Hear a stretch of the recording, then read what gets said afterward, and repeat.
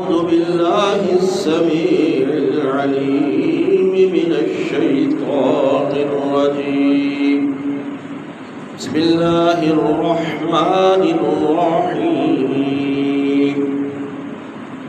وعد الله الذين آمنوا منكم وعملوا الصالحات ليستخلفنهم في الأرض كما استخلف الذين من قبلهم وليمكنن لهم دينهم الذي ارتضى لهم وليبدلنهم من بعد خوفهم أمنا يعبدونني لا يشركون بي شيئا ومن كفر بعد ذلك فأولئك هم الفاسقون.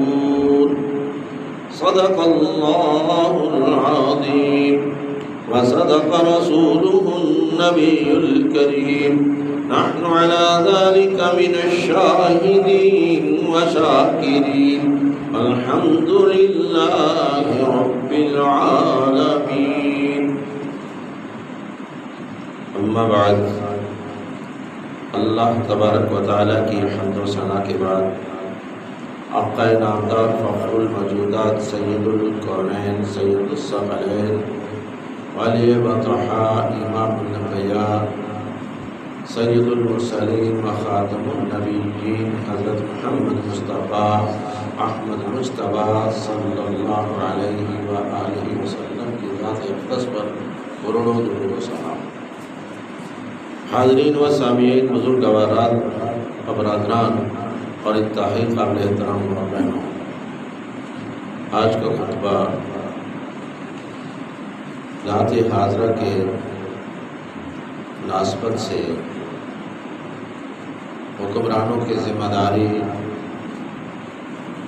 اور اسلام نے کیا کیا ذمہ داری ڈالی ہے، حکمران کیسے ہونے چاہیے، اللہ تبارک و تعالیٰ نے کون سی شرائط رکھی اور اسلام نبی صلی اللہ علیہ وسلم نے اس کے بارے میں کیا رہنمائی فرمائی. یاد رکھیے، حکمرانی کے لیے سب سے پہلی شرط جو ہے وہ ایمان ہے اور عمل صالح، اور پھر اس کے ساتھ ایسا حکمران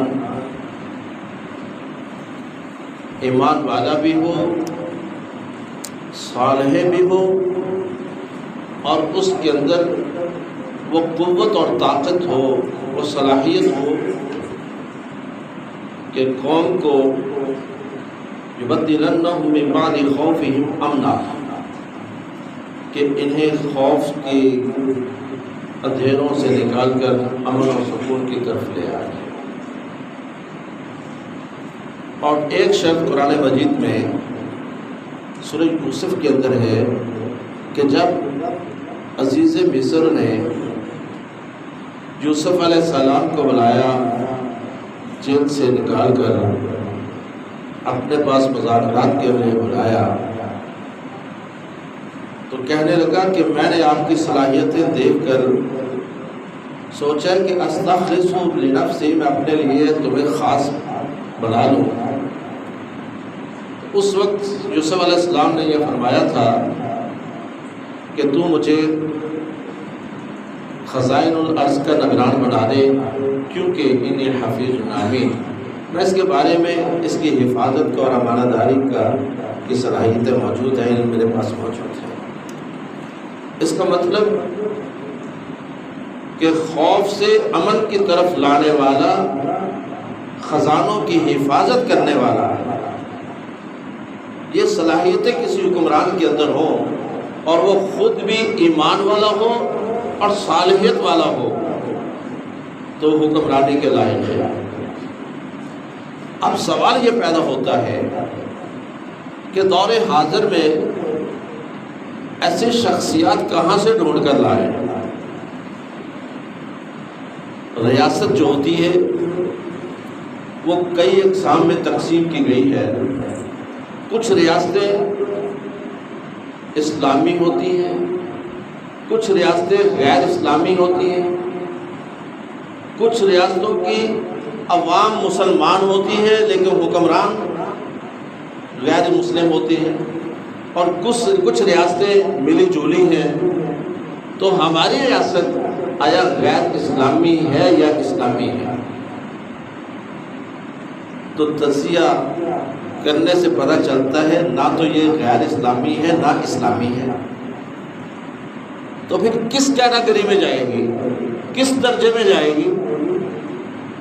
پھر یہ شماریاتی آبادی کے لحاظ سے مسلمان ریاست ہے، اسلامی نہیں، مسلمان ریاست ہے، مسلمانوں کی حکومت ہے، یعنی کہ سینسس کے لحاظ سے، آبادی کے شماریات کے لحاظ سے ہمارا نام مسلمانوں کی کیٹیگری میں ہے، عمل صالح والے ہم لوگ نہیں ہیں، ایمان کی رتی بھر ہمارے قریب نہیں آیا۔ اگر ہمارے قریب ایمان آیا ہوتا تو نبی اقدس صلی اللہ علیہ وسلم کا یہ فرمان کہ اعمالکم عمالکم، جیسی رایہ ہوگی ویسے ہی ان کے حکمران آئیں گے۔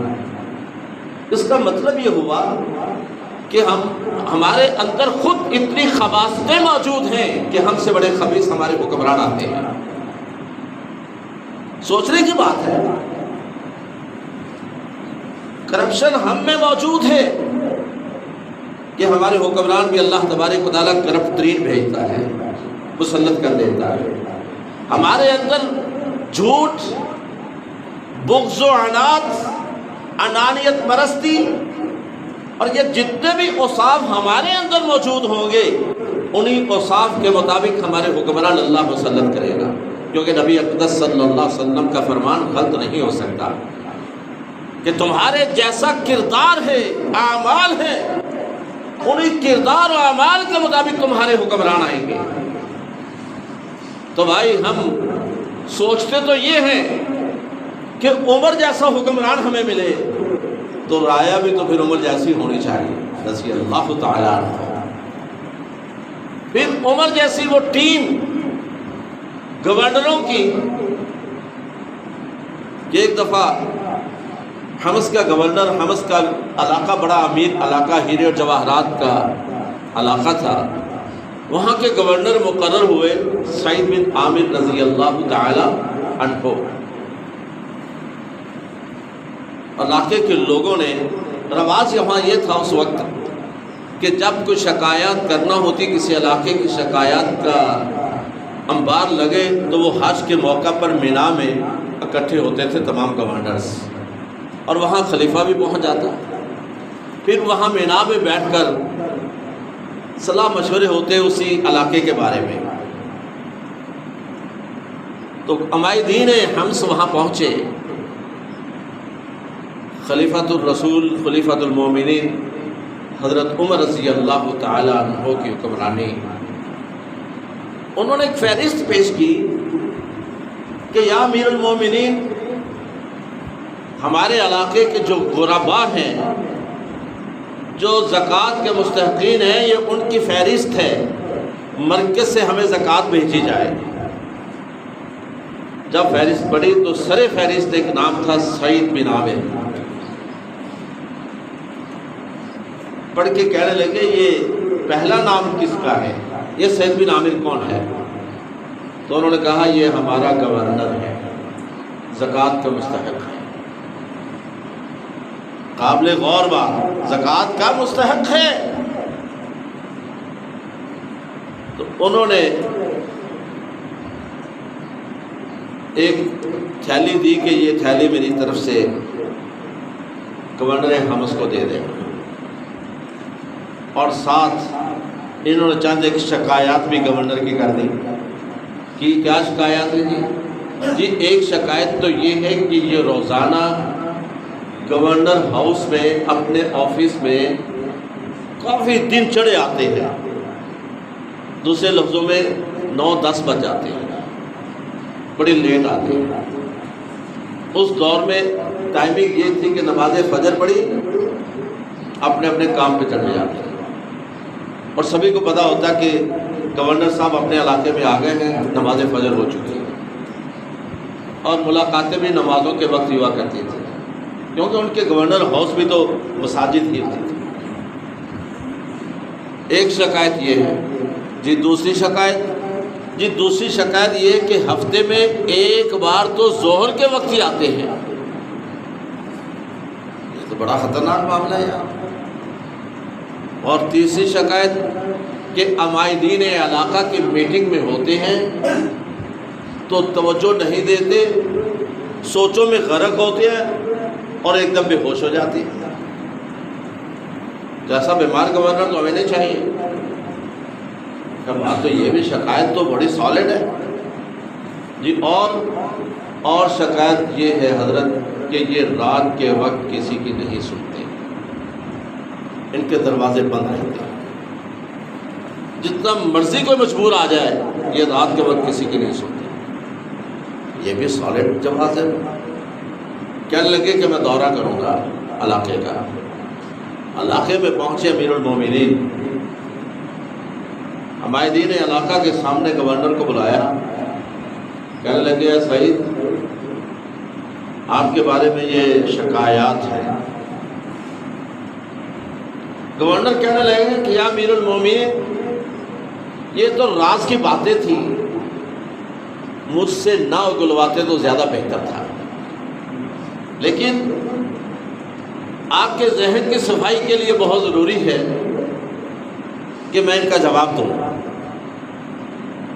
یہ کیا ہے؟ احتساب ہو رہا ہے۔ امیر المومنین نے پہلی شکایت تھی کہ تو روزانہ لیٹ دفتر پہنچتا ہے، وہ کہنے لگے جی ہاں۔ کیوں؟ جی نماز فجر پڑھتا ہوں، تلاوت کرتا ہوں، اس کے بعد میں آٹا گوندتا ہوں اور خمیر آنے کا انتظار کرتا ہوں، اور پھر میں اپنا کھانا پکاتا ہوں اور اپنی بیگم کا کھانا پکاتا ہوں۔ کیوں؟ جی بیگم بیمار ہے، میں اس کی تیمارداری کرتا ہوں، تو اس لیے کھانا پکا کے برتن دھو کے کھا پی کے برتن دھو کے پھر میں دفتر آتا ہوں، تو یقیناً لیٹ ہو جاتا ہوں۔ دوسرا جواب شکایت کہ تو ہفتے میں ایک دن اینڈ ظہر کے وقت پہنچتا ہے۔ کہنے لگے کہ یا امیر المومنین یہ تن کے دو کپڑے، دو چادریں، ایک چادر تہمد اور ایک قمیص، یا دونوں چادریں، یہی میرا اثاثہ ہے۔ یہ پورا ہفتہ پہن کے میلا ہو جاتا ہے، تو میں ناشتہ واشتہ کر کے غسل خانے میں چلا جاتا ہوں، ایک چادر دھوتا ہوں، اس کو خشک کرنے کے لیے دھوپ میں ڈال دیتا ہوں، جب یہ خشک ہو جاتی ہے اس کو پہن لیتا ہوں، پھر دوسری چادر دھوتا ہوں، پھر وہ خشک ہوتی ہے تو پہن کے میں دفتر پہنچتا ہوں، اس لیے لیٹ ہو جاتا ہوں۔ یہ بھی شکایت کا جواب مل گیا جی۔ ایک اور شکایت ہے کہ تو عمائدین کے اندر میٹنگ میں بیٹھا ہوتا ہے، ضروری باتیں ہو رہی ہیں تو توجہ سے سنتا نہیں اور بے ہوش ہو جاتا ہے۔ کہنے لگے کہ امیر المومنین یہ بھی درست شکایت ہے، ایسا ہی ہے۔ اصل میں معاملہ یہ ہے کہ میں اس وقت جوانی پہ تھا، بھرپور جوانی مجھ پہ تھی، تو میں جب ان عمائدین میں بیٹھتا ہوں اور یہ مجھے گورنر کر کے پکارتے ہیں تو مجھے ایک اپنا واقعہ یاد آتا ہے کہ جوانی کے دور میں محمد رسول اللہ صلی اللہ علیہ وسلم کے ایک ساتھی خبیب بن عدی رضی اللہ تعالیٰ عنہ کو کفار قید کر کے لائے، ٹک ٹکی پہ چڑھا دیا، سلیب پہ باندھ دیا، اور پھر کفار باری باری تیر مارتے تھے اور کہتے تھے خبیب اتنا کہہ دو کہ کاش میری اس جگہ پہ محمد ہوتے صلی اللہ علیہ وسلم تو تیری جان بخشی ہو سکتی ہے۔ میں اس مجمع میں موجود تھا جب یہ حالت ہو رہی تھی، تو خبیب کہہ رہے تھے اللہ کی قسم یہ تو خبیب کی ایک جان ہے، اگر ہزاروں جانیں بھی اللہ مجھے دیتا تو میں محمد کی ناموس پہ قربان کر دیتا صلی اللہ علیہ وسلم۔ انہوں نے خبیب کو زندہ حالت میں مسلح کیا ہے میں ہاتھ نہیں کسی کا روک سکا، لیکن جب یہ واقع آتا ہے تو مجھے ڈر لگتا ہے، خوف سے بے ہوش ہو جاتا ہوں کہ اللہ کے حضور کیا جواب دوں گا۔ اللہ نے پوچھ لیا کہ تو جوان تھا، طاقت رکھتا تھا، تیرا خاندان بھی تھا، تو نے ان لوگوں کا ہاتھ کیوں نہیں روکا جو ظلم کر رہے تھے خبیب پہ؟ تو نے ظلم کا ہاتھ کیوں نہیں روکا؟ تو اس خوف سے بے ہوش ہو جاتا۔ تو رات کے وقت آخری شکایت کہ تو رات کے وقت کسی کی سنتا نہیں، دروازہ کھولتا نہیں۔ کہنے لگے امیر المومنین سارا دن میں عوام کے کاموں میں مصروف رہتا ہوں، اللہ کو بھول جاتا ہوں، رات کے وقت میں اور اللہ ہوتا ہے، اللہ کی یاد میں ساری رات گزرتی ہے، مجھے معلوم نہیں میرے دروازے پہ کون آیا کون نہیں آیا۔ یعنی کہ خشوع و خضوع کا عالم یہ ہے۔ یہ تھے گورنر، کاش ہمیں بھی ایسے ہی گورنر اور حکمران ملے۔ اور وہ خلیفۃ المومنین کیسا ہے، پھر ان کی ٹیم خود کیسی بنی؟ امیر المومنین 22 لاکھ مربع میل کے بلا شرکت غیر حکمران خلافت پہ کھڑے، ممبر پہ چڑھے، کہنے لگے میری خواہش ہے کہ میں عورتوں کا حق مہر فکس کر دوں تاکہ عورتیں اپنی مرضی اختیار نہ استعمال نہ کر سکیں، مرضی کا حق مہر نہ مانگ سکیں۔ مجمع عام سے ایک عورت کھڑی ہوئی،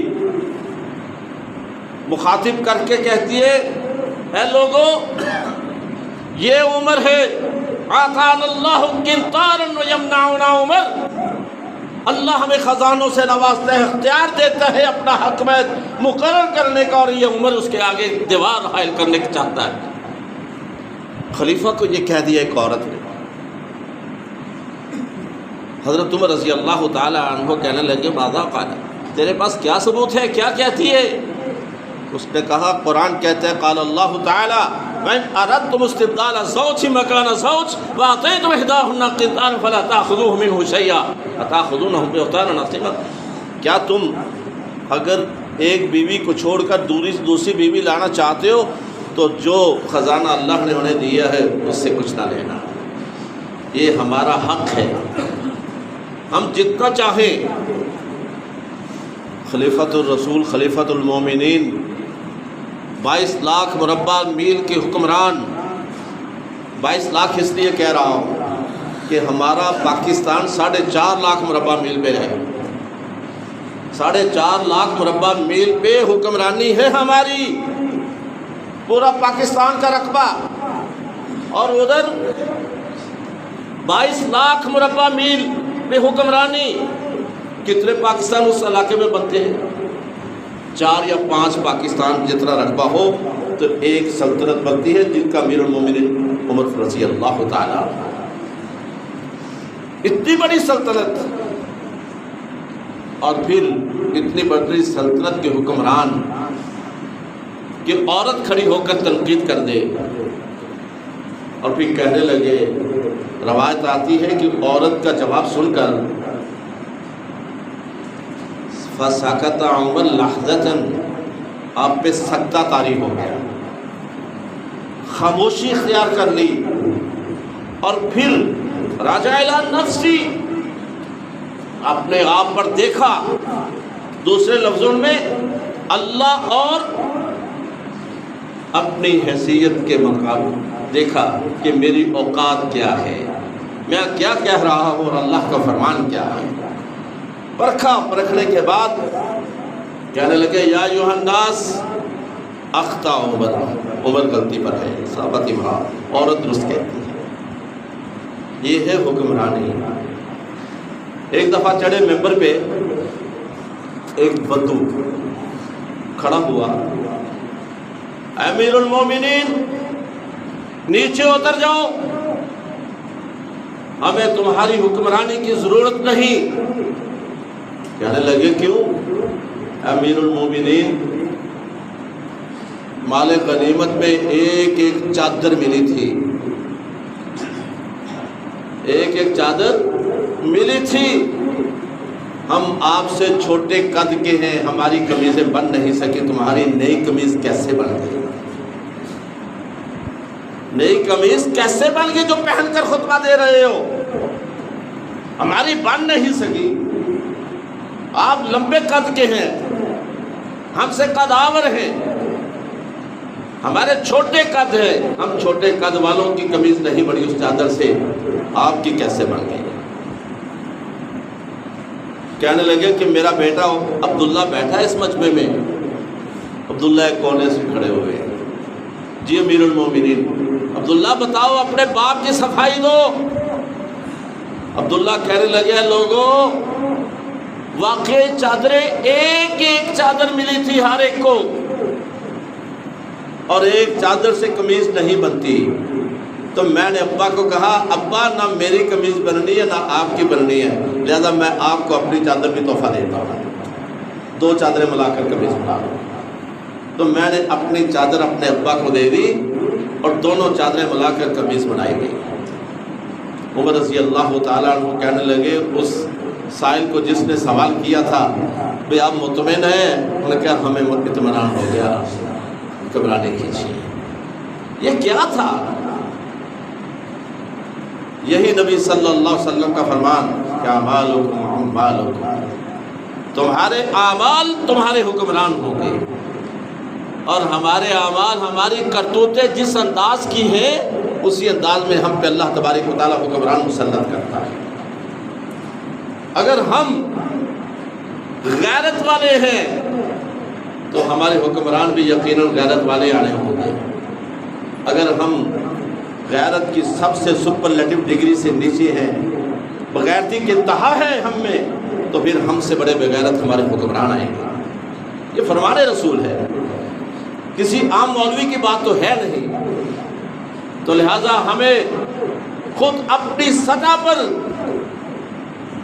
اعمال درست کرنا ہوں گے، اپنا کردار درست کرنا ہوگا، اگر ہم یہ چاہتے ہیں کہ خلیفہ عمر جیسی حکمرانی آئے رضی اللہ تعالیٰ۔ اور وہ ان کے گورنری، روایہ سیرت نگاروں نے لکھا ہے کہ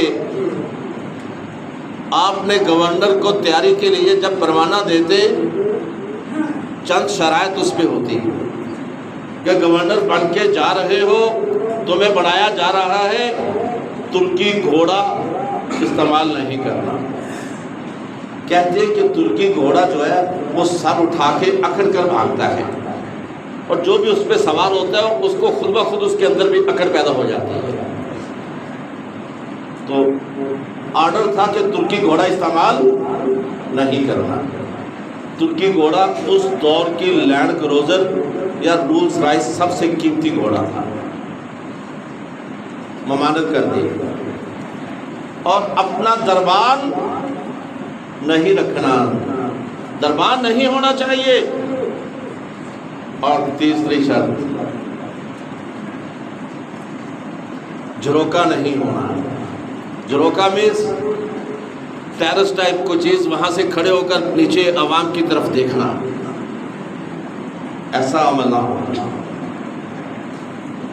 تو ایک گورنر نے خلاف ورزی کر لی کہ اس نے دربان رکھ لیا اپنے دروازے پہ، جو بھی جاتا پہلے دربان سے ملتا، دربان ٹائم دیتا تو پھر گورنر سے جا کے بات ہوتی۔ پتہ چلا کہ دربان کی کیفیت یہ ہے، گورنر کو بلایا، حاضر ہوئے تو ترکی گھوڑے پہ سوار تھے اور کلف والا سوٹ پہنا ہوا تھا جس کی کریز بھی نظر آ رہی ہے اور سلوٹ بھی نہ پڑی ہو۔ گھوڑے سے اترے گورنر، امیر المومنین نے دیکھا اور مسکرا پڑے، تو کہنے لگے کہ آج سے آپ کی گورنری سے آپ معزول ہیں، تو لہٰذا بیت المال کے اونٹ چروائیں، لباس اتروا کر بوریا پہنوا دیا، جو چرواہوں کا لباس ہوتا ہے وہ پہنا دیا، اور ڈانگ اس کے ہاتھ میں دے دی کہ جاؤ جا کر اونٹ چراؤ، تیری گورنری ختم۔ اب وہ گورنر صاحب ڈانگ پکڑی، اونٹوں کی طرف جا رہے ہیں، اور ساتھ کہتے ہیں کاش آج سے پہلے تو مر چکا ہوتا ہے۔ اپنے آپ سے مخاطب ہو کر گورنر کہتا ہے کاش تو آج کے دن اس ذلت کو دیکھنے سے پہلے مر چکا ہوتا۔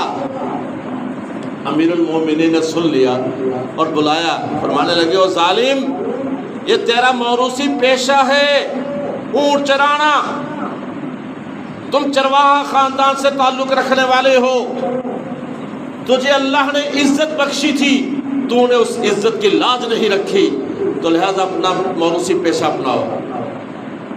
یعنی کہ انداز کی سزا دی جاتی، لیکن آج نہ وہ گورنر ہیں نہ وہ سزائیں ہیں، آج تو کوئی پوچھنے والا ہی نہیں، کوئی تنقید کر کے دیکھے تو صحیح۔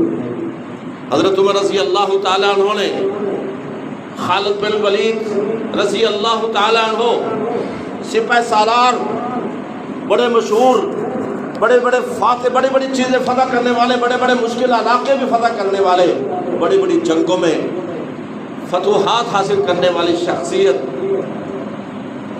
اطلاع ملی کہ جی خالد بن ولید رضی اللہ تعالیٰ عنہ سپہ سالار افواج مسلم، اس نے ایک مغنیوں کو، یعنی کہ ترانے گانے والے کو 10,000 درہم یا دینار دیے انعام کے طور پر۔ پروانہ بھیجا، حضرت بلال رضی اللہ تعالیٰ عنہ پروانہ لے کر گئے، خالد کو گرفتار کرنا ہے۔ خالد کو گرفتار کیا، خالد بن ولید معمولی سپہ سالار نہیں، پروانہ دکھایا، بھئی گرفتاری دے دے، گرفتاری دے دی۔ پہنچے مدینہ میں، خالد دو وجوہات ہیں، اگر تو نے یہ انعام دیا ہے قومی خزانے سے تو تو نے خیانت کی ہے، خیانت کی ہے، اس صورت میں بھی تو معذور ہے، ہمیں خائن سپہ سالار نہیں چاہیے۔ اور اگر تو نے اپنی جیب سے دیا ہے تو پھر اسراف کیا ہے اور فضول خرچی کرنے والا شیطان کا بھائی ہوتا ہے، تب بھی تو ہی سہل نہیں آتا۔ فضولی سے ہٹا دیا، سپہ سالاری سے ہٹا دیا۔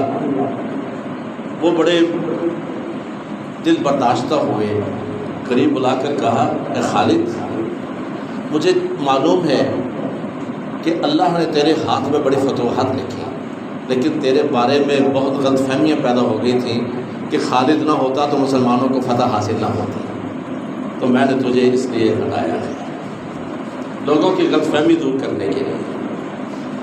دو چیزیں آئی، ایک لوگوں کی غلط فہمی دور، دوسرا آنے والے لوگوں کے لیے سبق کہ فضول خرچی بھی نہیں کرنی، جتنا بڑا عہدہ ہوگا اتنا بڑا امین بننا پڑے گا، اگر امین نہیں، خزانوں کی حفاظت نہیں کر سکتا تو نااہل ہے۔